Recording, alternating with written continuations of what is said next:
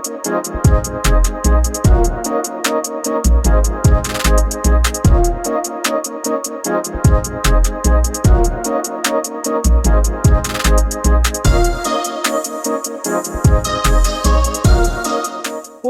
to For the Common Good with Juanita, a show where we inform, inspire, and empower our businesses, our communities, and people just like you.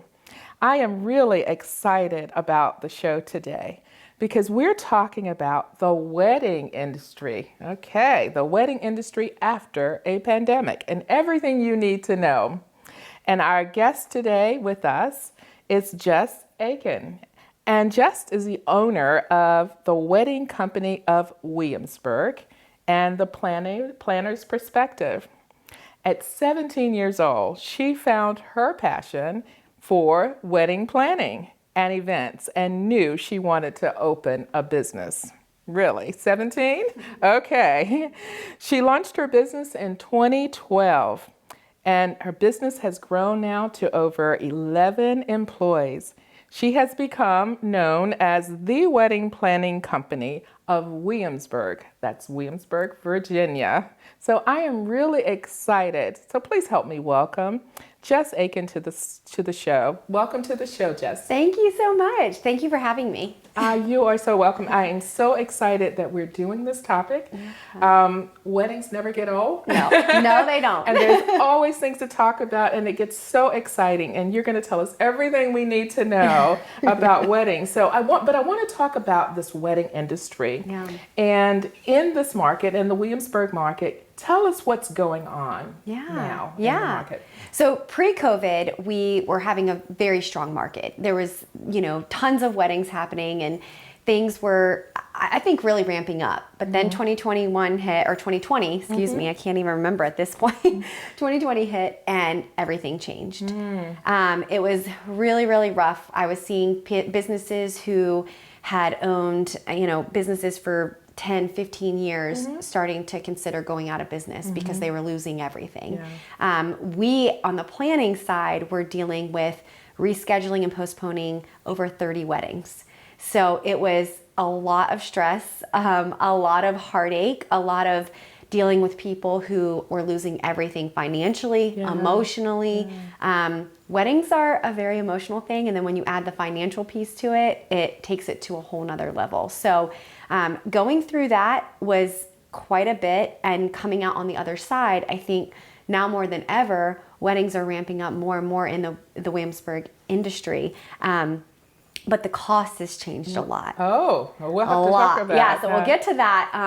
And I think the vendors that did survive through the COVID era, I guess we can call it, they've persevered and they're coming out on the other side. But I think we're all a little bit more cautious, and so you're seeing different planning tools, different contracts, different things that you have to think about. So it's a whole new world. It's a whole new ball game. No one could have planned for everything that we've gone through. Yeah. And so there is a different mindset now in terms of your business and how best to operate. And wow, that's really interesting. Yeah. So in terms of COVID though, how was business affected directly by COVID? Yeah. So for me personally, I was very fortunate. I think I had been in the industry for, at that point, 7, 8 years. So we had a pretty decent business.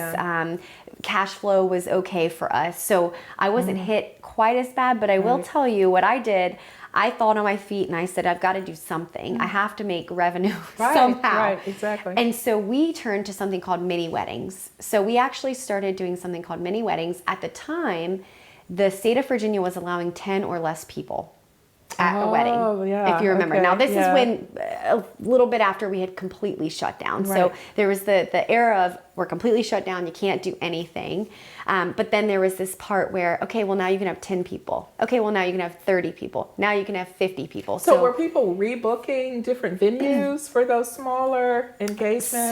So some people were, when they found out that COVID was a thing, we were shut down. At first they said, let's give it a few weeks. Let's see where we're at. And I think all of us kind of said that, like, okay, cool, this is going to be a month or two and we'll move on. It'll be great.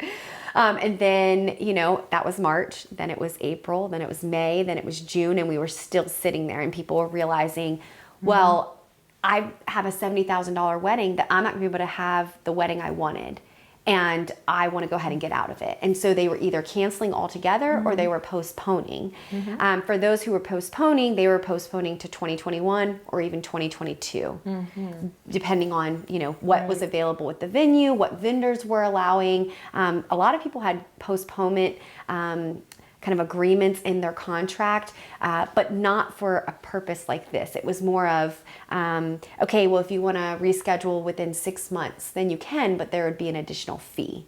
But when this happened, I think so many of us were so scared for everyone involved. We were scared to be the vendors there. What if we get COVID? What if we're exposing, more people to COVID? And I think that was really tough too on our end of, we were getting pressure from couples. Well, you need to do my wedding, but we also, as a business and as a community, you didn't want to, upset anybody in that realm either. So, it was something. I'll tell you that. I know. I can imagine. Yeah. And so I can imagine though. In this community, I mean, the Williamsburg community is very popular for weddings and everything. So did we see the same type of impact as other communities might have seen? Yeah, I think we did. I mean, in speaking with a lot of my other planner friends from around the U.S., I think there were some that were impacted maybe a little bit more. I know California was a big one. But some of our friends that were more rural settings, there, again, so there was Florida. Florida didn't care about anything at the time, so they weren't shutting down. I even had, for instance, a wedding that they were supposed to get married here in Williamsburg in December of 2021. COVID obviously happened still. The rules changed at Thanksgiving, right before their wedding. Their wedding was December 16th. They called me right after Thanksgiving and said, well, we don't want to just postpone. We want to move the whole wedding to North Carolina because that's where we live. And we can do whatever we want there. Oh, wow. Will you come? And so I replanned an entire wedding in 25 days. Oh my goodness. In a location I had never been. So people were doing even that. But I guess to answer your question, I'm getting off topic here. But with the Williamsburg market, I do believe we were hit, just as hard, and maybe even more so than some.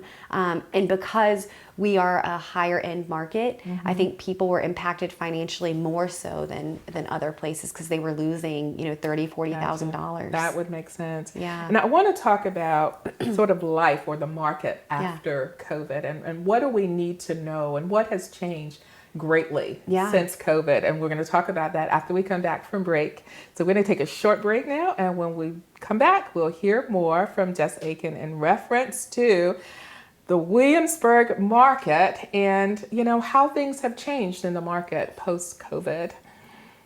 We'll take a short break. We'll be right back.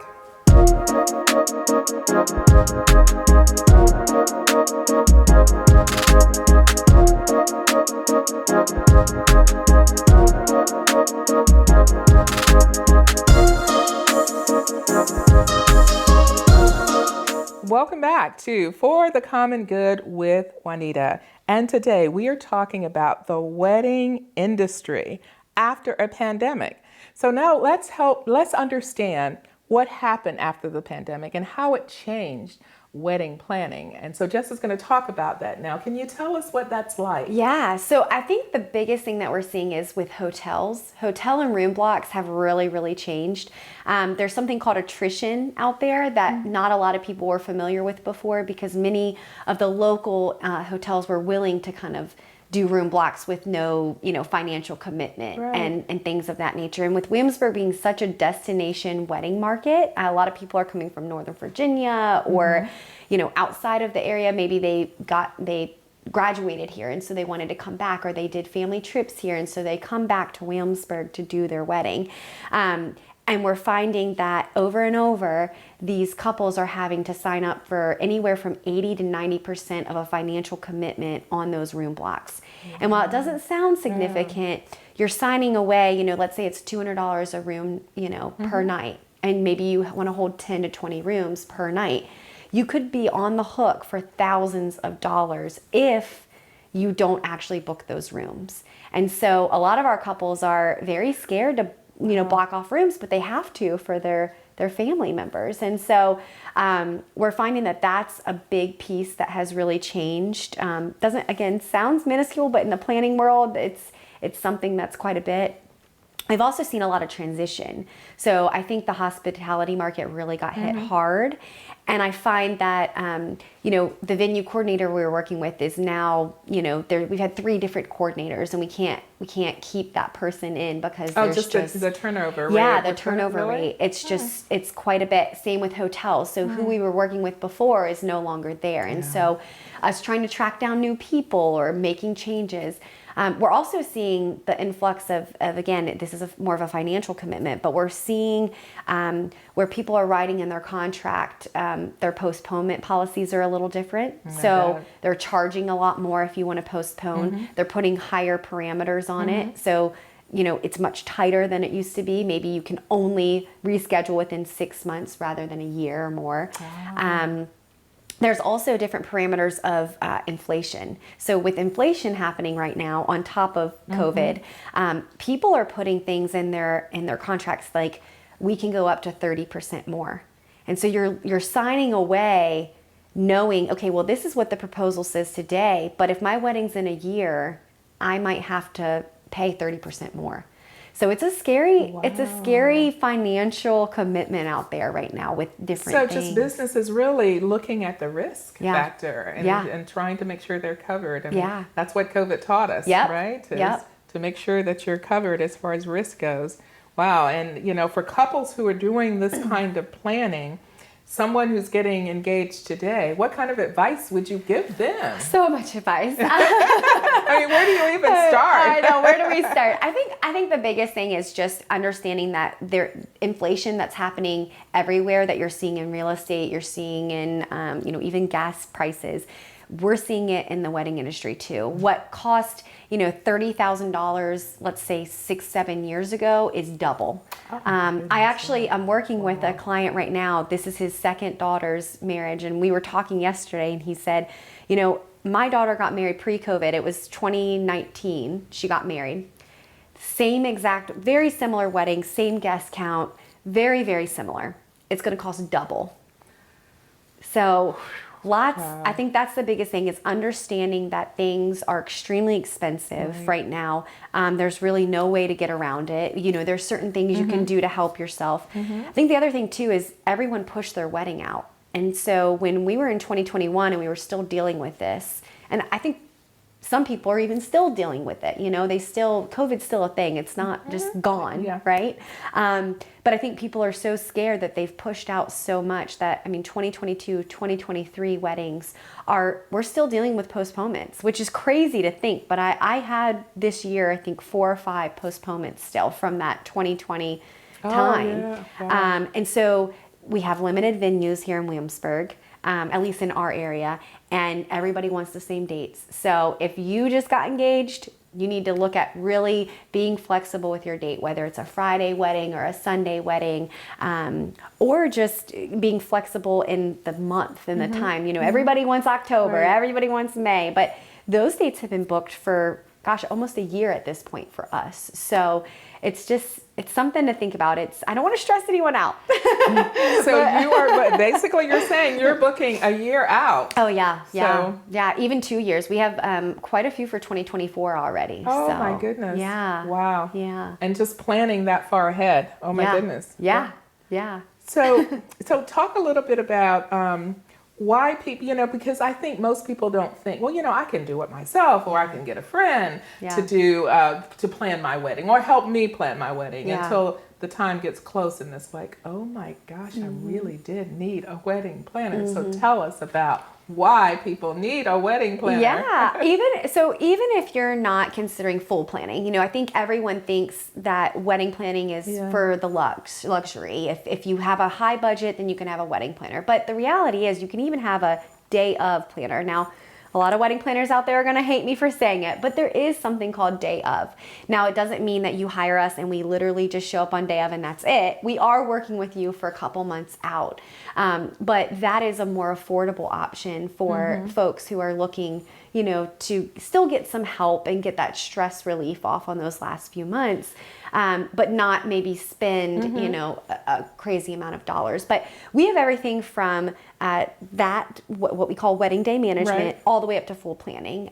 So you let them know, you know, if a couple comes to talk to you about what are our options, and you go, well, you know, what's your budget? You know? Yeah, exactly. Yeah.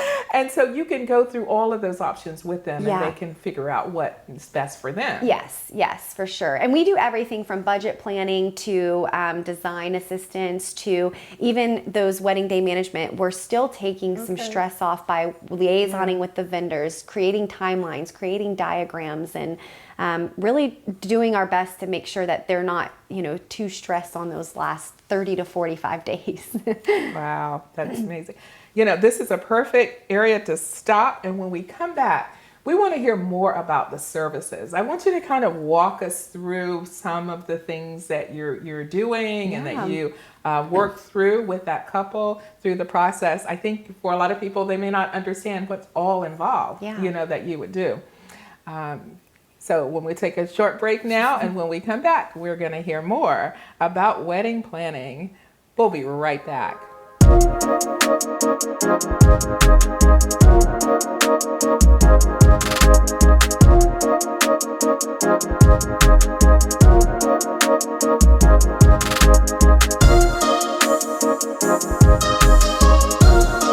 Welcome back to For the Common Good with Juanita. We have an exciting show today. You know, we're in the wedding planning mode, and we have the perfect guest, Jessica, talking to us about that. So I wanted to ask you, Jess, when couples think about a wedding planner, sometimes there's maybe confusion with the venue coordinator. So tell us about each of those roles and maybe help them understand better what the difference is. I'm so glad that you asked this question, because that is something that I have to explain to just about every couple.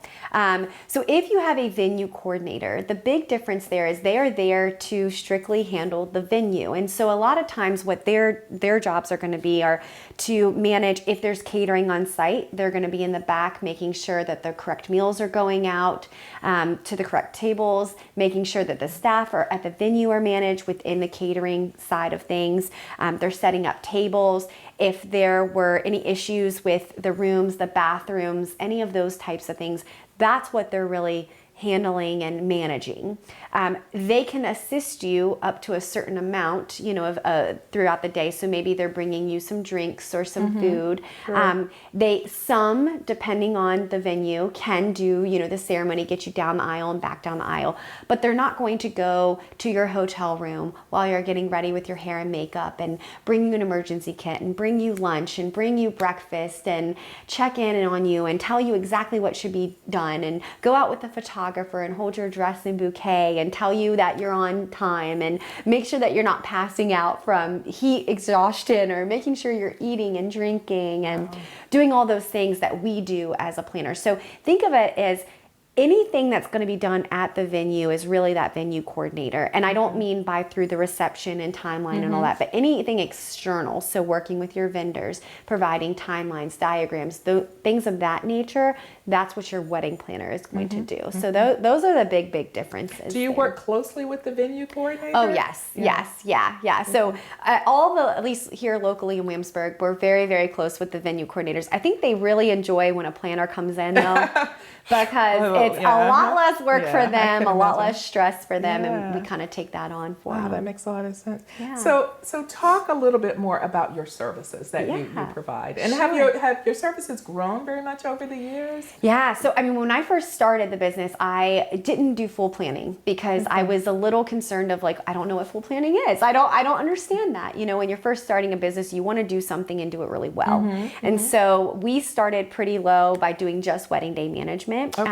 So we have actually two of the more day of packages called Wedding Day Management and Wedding Day Management Plus. And what those differences are, it's anywhere from 45 days to 90 days out, we're starting to assist them. Things like providing them with an aisle planner dashboard, which is an online community system that we use where they can put contracts and budgets and timelines and all those things together. So they get access to that.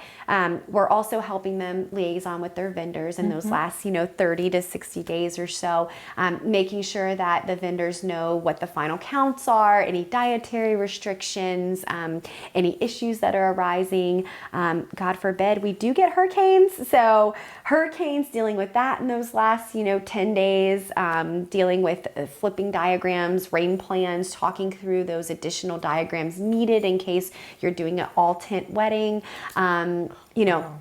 Just there and kind of there as your advocate to make sure that your wedding day is going to be your vision and everything that you hoped it to be. And so then, of course, we have day of that we do with all packages. And so day of, like I said, I kind of mentioned this, but we're a little bit different. We're known for hospitality. I'm huge in Southern hospitality.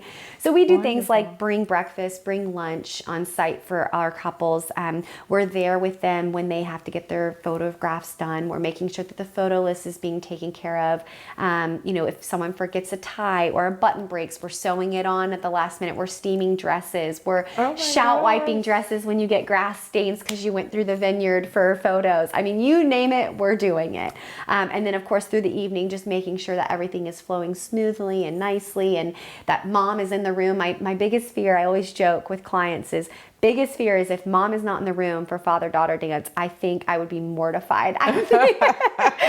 So making sure that all the right people are in the room, breaking everything down for you guys, at the end of the night, and just making sure that the day is perfect. So we do that. And then when you get into partial and full planning, that's when we really help you with, general meetings and budget planning, design planning, and we're really with you from the very beginning. So it's a lot of fun to have the ability to kind of do really close to the wedding or getting to know our couples and really doing the whole thing and being a part of it. We kind of become their family a little bit. So all these details are sort of explained to them when they first come on board with the services, right? Yeah. To go through all of this. Yeah. I mean, it's a year away. Yeah. And they're got to be thinking, we've got to think about all of these things now. Yeah. And they have to make decisions during the process, right? Right. Yeah. So a lot of our clients will come on board and we're making a lot of quick decisions in the very beginning. Because as I mentioned before, people are planning way far out. So we've got to kind of get everything taken care of up front.